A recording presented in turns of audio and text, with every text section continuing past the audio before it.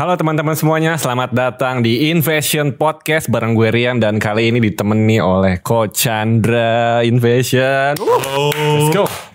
Ya sebenarnya Invasion Podcast tuh udah ada dari tahun berapa? Udah lama kok ya, kayak 2019 sebelum pandemi. Iya, sebenarnya Invasion Podcast tuh udah ada dari pernah ngobrol sama Kasalirum, David, Friday Norebang, terus sama Ale, sama Kidi juga tuh paling kontroversi sama Kidi sampai ya. di take down videonya.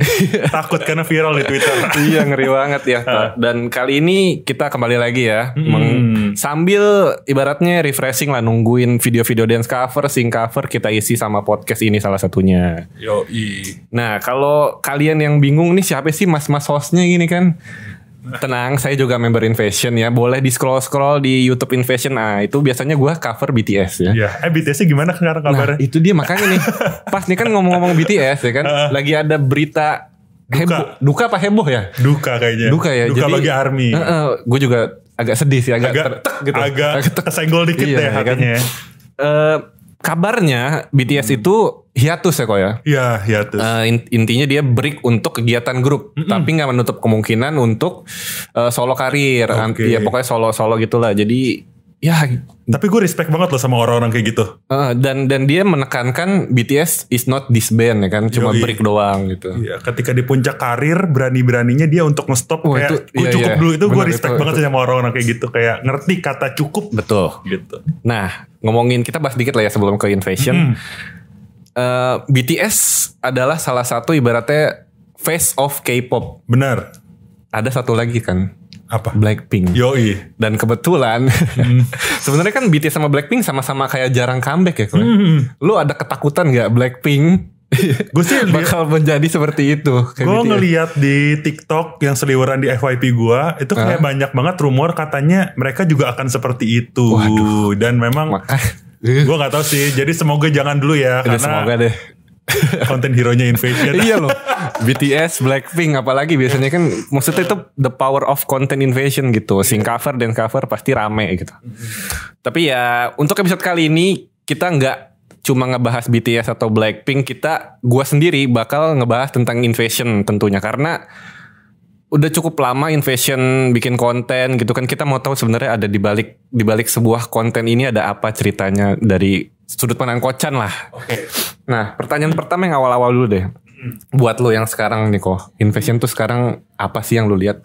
Oke. Kalau dibandingkan ini sebenarnya kontennya udah pernah ada di 2019 ya, di episode 1. Makanya ini refreshing nih dari 2019 ke 2022, ada update apa nih di antara timeline itu? Oke. Update-nya adalah Invasion yang sekarang mungkin kalau dibilang dilihat dari eksistensinya, ya puji Tuhan terus naik ya. Karena ketika selama pandemi pun anak-anak juga tetap fokus untuk nge-push limit mereka untuk bikin konten. Betul. Even lu inget gak sih yang bikin konten yang ribet banget? Dance-nya masing-masing, entah yang satu di Bogor, yang satu di mana. Tau gak fun fact apa? Padahal mereka syutingnya barengan. Oh iya? Ada yang gitu? Ada yang kayak gitu. Siapa tuh grup yang yang pas ini, Aurora. Oh, oke. Pantesan background-nya rada mirip. Nah, itu sebenarnya mereka syutingnya barengan, cuma dibikin kayak gitu. Karena kita ngehindarin isu-isu di mana saat itu kan sensitif banget nih. Yang namanya pandemi kan. Terus jadi kita ngehindarin kayak jangan sampai deh nanti jadi bahan omongan, karena kita juga suka ngomongin orang yang ngumpul-ngumpul saat itu kan. Terus kayak benar. jangan sampai deh jadi bahan omongan, padahal sebenarnya kita ngelakuin itu sebenarnya barengan. Oke. Aurora ya gue kayak tahu deh itu. Kayak gitu. Dan memang sih untuk sekarang sih puji Tuhannya terus naik ya, misalnya di sosial medianya juga. Tapi mungkin kalau dari segi popularitas di panggung offline mungkin meredup ya. Iya, karena ibaratnya dari segi ya penyelenggara event pun kayak sebenarnya zaman-zaman pandemi ya takut lah buat bikin event. Bener. Nah di detik ini, di saat ini harusnya menjadi titik comeback nih. Kan ada lagi. Oh iya. Ada lagi sekarang. Nah, makanya gue gak ngerti nih, ini apakah udah selesai itu dulu ya. Apakah permainan-permainan? Ya, karena gak tahu ya. Karena pas ketika kita udah senang banget nih pas kemarinnya kan kayak hampir setiap minggu kan. Maksudnya Invasion tuh ada di sini, ada di bahkan sini. Seminggu itu bisa 3 kali kan kemarin. Kayak ada Archer, ada ganti-gantian Rubis siapa gitu. Walaupun perform kayak gitu, terus kayak anjir nih titik turning point kita lagi nih. Comeback Cuannya comeback lagi gitu kan. Dari orderan kostum gue juga terus meningkat gitu gara-gara setelah pandemi udah reda. sekarang muncul lagi berita, iya anjir mulai lagi, ngulang lagi gitu kan. Tapi semoga jangan lah ya, semoga jangan sampai separah itulah. Gila dulu kayak masuk ke kantor aja nih, gue datang ke sini aja susah lo, nggak boleh. Iya harus swab dulu tiap ke kantor. Sekarang kan udah mendingan, harusnya sih ya semoga jangan balik ke titik itu lagi lah ya. Ya amin. Nah dari sepanjang cerita lo tadi nih, berarti timeline yang hilang adalah pas sebelum pandemi, saat pandemi, dan sesudah pandemi. Iya. Di waktu itu ada gak kekeosan yang paling chaos banget yang dialamin sama Invasion? Kekeosan yang paling chaos ya. Iya. Oh ini sih mungkin karena ini ada sih permasalahan internalnya. Oke. Nggak apa-apa dibahas aja lah ya, pembahas internal Invasion ya. Boys sih lebih tepatnya. Oke. Karena memang itu kan tim job ya. Yeah. Kita tim job, terus tiba-tiba kita mau nggak mau karena nggak ada job. Jadi tim konten untuk manage konten, karena gue pun juga ada tanggung jawab ke mereka. Gue nggak bisa gaji mereka, seenggaknya mereka bisa mendapatkan sesuatu dari brand yang tag in ke mereka. Betul. Gitu, dengan cara gue memfasilitasi mereka dengan, yuk guys bikin konten yuk. Walaupun memang bikin konten itu nggak selalu, ibaratnya kan kalau kita membuat sesuatu nggak langsung cuk langsung dapat uang, udah nggak sih? Betul. Namanya butuh modal dulu gitu. Jadi banyak banget pengorbanannya, dan cuma ada beberapa yang nurut yang aktif untuk bikin konten. Jadi mereka seenggaknya masih bisa menerima hasilnya gitu kan. Kan nggak setiap brand langsung 7 atau berapa kan. Karena kan milih yang mana potensial member kan. Gitu. Nah terus di saat itu mungkin jadi visi misinya agak sedikit berubah ya. Gitu kan. Jadi kayak ngelihatnya kayak, oh kok jadi bikin konten gini-gini jadi ribet gitu. Terus ada satu sisi di mana tuh benar-benar kayak meledak banget. Itu ada project, kalau nggak salah tuh kita lomba Wayo. Wayo kontes itu kan. Kayak gue tahu nih yang mana. So lagunya pun mungkin sampai sekarang agak sedikit ngilu didengar kalau jadi tahu ya Pak. Agak sedikit ngilu kalau didengar anak-anak Invasion Boys lebih tepatnya. Padahal lagunya enak banget sih. Gue juga suka, jadi agak sedikit ngilu kalau dengar lagu itu kan. Jadi anjing flashback kayak gitu kan. Terus jadi pas saat itu pertama kali kita latihan ngumpul-ngumpul lagi nih bareng lagi di tempat gua, dan ketika itu Wayo kontes. Ini aneh banget sih lombanya sih. Jadi lombanya itu katanya boleh dance, boleh nyanyi. Nah, terus kita bikin konsep semaksimal yang kita bisa gitu. Karena kita dance kan. Terus koreonya udah bagus apa segala macam. Itu tapi pengorbanannya tuh banyak banget yang kita korbanin. Karena kita latihannya selama pandemi itu susah banget. Ada yang susah banget izinnya. Ada yang sampai nyokapnya suruh kayak gini ya. Ini aneh banget sih. Kayak lu nanti kalau lu ini ya nginep ya? Iya. Nanti gue kirimin microwave deh, pokoknya apa-apa lu batasi di situ. Kayak itu, tapi untungnya nggak terjadi sih seperti itu sih. Aduh, siapa ya? Ya pokoknya ada salah satu membernya kayak gitu kan, kayak ribet banget kan orang tuanya gitu kan. Terus, wah gue bilang, wah gila sih ini memang tadi saat itu memang serem sih, karena malah lagi tinggi-tingginya kan, dan kita juga masih belum vaksin, belum apa gitu. Jadi dari saat itu udah minim job, otomatis gak ada pemasukan, pengeluaran yang malah bikin konten ini pengorbanan banyak banget, itu mungkin jadi pressure ya. Ketika hari-hari syuting ternyata ada beberapa member yang nggak siap untuk ngelakuin ini gitu. Jadi masih ada nggak siapnya tuh gimana? Koreonya masih pada ada yang lupa-lupa, eksekusinya kurang bagus gitu. Terus sampai akhirnya kita syuting di hari kedua juga. Itu pressure banget, jadi kayak udah ribut banget, kayak berantem. Tapi satu sih gue ngeliat ya wajar sih, orang lu dikasih kewajiban aja gitu doang aja nggak bisa, ya gimana nggak dihajar gitu kan. Terus akhirnya ya udah kayak gitu, kelar semua, videonya keluar, walaupun ya ada yang ngulang-ngulang tapi menurut gue masih bagus lah videonya. Tapi pas pengumuman pemenang, yang menang cuma sing semua. Dan sedangkan kita dance, ya gue bukan sombong ya, gue yakin menang sih harusnya itu. Terus ternyata kok dia sing semua gitu, kayak aneh gitu. Jadi dari situ mulai pemicu, ada permasalahan kecil, terus ada permasalahan berikutnya, dan berikutnya lagi lah. Seperti itulah masalah internal lah, karena mungkin yang perubahan ini sih ya, mungkin karena perubahan kebiasaan sih. Jadi itu yang memicu konflik gitu. Berarti bisa dibilang nih, Wayo tuh project berdarah gak? Lumayan berdarah sih, lumayan sampai, gue nggak live group sih. Belum sampai live group. Gila gokil sih. Nah terus kan juga kalau sekarang yang kita lihat ya, Invasion tuh dance cover iya, sing cover iya, boy group iya loh.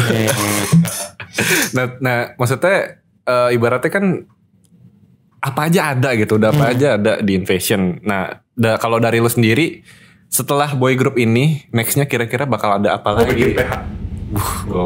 Kenapa lu kepikiran sampai mau coba buat PH kok? Oke. Kenapa sepeda itu? Oke, gue ngelihat potensial anak-anak ini nggak cuma di depan layar doang sih ya. Jadi terus gue juga pengen ngebagi rezeki juga bagi mereka yang rajin nge-crew, yang di balik layar. Yang saya lihat banyak nih bocah-bocah baru model Anton. Oh gila tuh Crew of the Year. Crew of the Year. Anak kesayangan kita semua. Siapa lagi biasanya Anton, terus si Darren, Faik termasuk. Faik juga. Nah, iya, kalau cakep, respect. Kalau cakep yang nari. Oh gitu Faik. Oke, gue tandain ya Faik ya. Kayak gitu. Iya bener sih. Jadi ibaratnya sekelas kru pun sebenarnya bisa diangkat potensi buat jadi PH kayak gitu. Bener, karena gue juga sempat nanya ke mereka, guys, lu tuh sebenarnya passion lu lebih di mana sih? Kayak Anton gue nanya, Anton lebih suka di balik layar atau di depan layar? Terus gue nanya Abim juga kan, yang anak baru. Gue sih sebenarnya lebih suka di balik layar kok. Oh ya Abim, oke. Gitu. Jadi yang ngurusin ya makanya kan mereka telaten banget tuh kayak ngurusin lampu, ngurusin apa. Dan terus juga gue ngelihat potensialnya tuh selalu kayak ginian.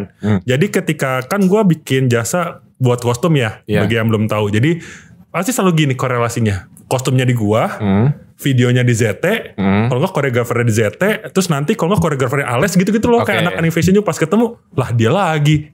Kenapa kenapa lu nggak ambil all in aja satu? Terus kita dari urusin bahkan kita sampai KOL kita punya. Buzzer dance kan, relate sama boy band, girl band yang lagi hit sekarang di sosial media. Kenapa nggak semuanya dicuanin jadi satu? Dapatnya lebih banyak, dibaginya lebih rata, potong agensi. Potong agen. Wah bener banget sih. Iya kan? Bener. Gitu. PH ya. Berarti oke deh kalau dari PH impian terbesar lu pengen megang project kayak apa kok? Wah, gue sih pengen pegang project nggak muluk-muluk sih, pengen ya untuk sementara sih paling ada grup-grup baru lah kayak gitu kan. Kayak mungkin kan sekarang iPop lagi ngehits karena mungkin itu relate sama kita gitu. Tapi ya kita nggak menutup kemungkinan kita pengen juga nerima mungkin yang artis kelas yang lebih besar gitu mungkin kayak siapa gitu. Raisa mungkin mau joget kan kita nggak tahu. Oh iya bener ya. Soalnya kayak kemarinnya Kanatia kan dapat project sama si itu ya, sama artis-artis TV kan ya, kayak Tia Randini tuh mungkin bisa joget kali. Iya. Oke, mungkin ini bakal pertanyaan terakhir dan semoga mutakhir ya. Iya. Soalnya gue selalu kepikiran banyak hal aneh sih. Salah satunya ini. Kira-kira di Invasion apa yang bakal terjadi kalau misalkan lu udah nggak berpegang di sini, entah lu menikah, entah amit-amit udah nggak ada umur, gitu. Kalau dari gue pribadi, namanya sebuah komunitas atau sebuah grup, kalau memang seandainya kepalanya hilang, itu pasti bakal goyang ya. Itu nggak maupun ganti kepala pun rasanya nggak akan sama. Dan itu pasti pertama kualitas pasti akan menurun. Gue nggak bilang karena ada gue kualitasnya naik ya, karena mungkin terbiasa dengan leadership gue seperti ini gitu.